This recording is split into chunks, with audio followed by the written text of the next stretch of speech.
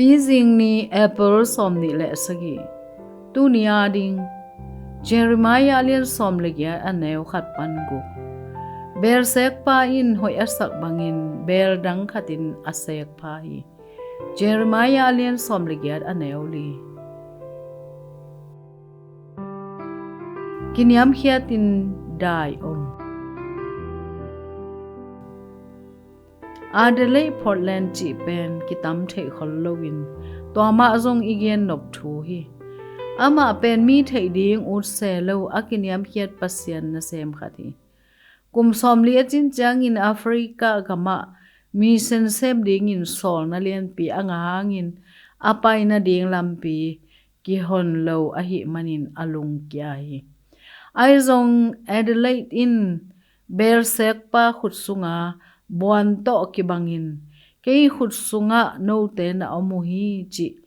lai siang tho mun pho hi anung chiang in aman nangma Beelseek pa kei tung man bang chi phatna la khat pho hi tunin Jeremiah gen te na limin tunia inun tak na ading thu tampi honggen hi buan to abol abel ama khut sunga kisia hi manin Beelseek pain hoi asak bangin beel dang khatin asek pa hi chi hi pen pasianin a hoi zo ama ngim na ading eite hongbang chi sek phat chi et sak na lim khat zong a hi bang semin bang hi ding chi inga isun phial a hi zongin pasianin eite ading sek na dang khat gel thei Beelseek pa khut sunga buan to ki bangin kei khut sunga no te na omuhi hong chi atop tom na a Africa gama Adelaide pai tak pi a hi zong ama to ki sai pasien sek na pen adang hi tuak zomo ka gen te na in mi on tampi takte lungsim alama ma nang de bang to pa chi bang langai ngeu te agel lamin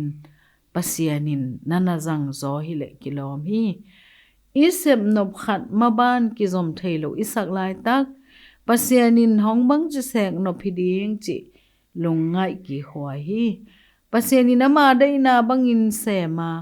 eya ding alian zo khat asep thei nangin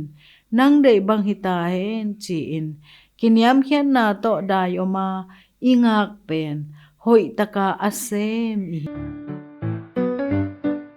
uni nun tak na ding na gel na sunga bangdanin lungkia na hiyam nanun tak na sunga pasian dei na bang chiman ding na hiyam kongi pasiano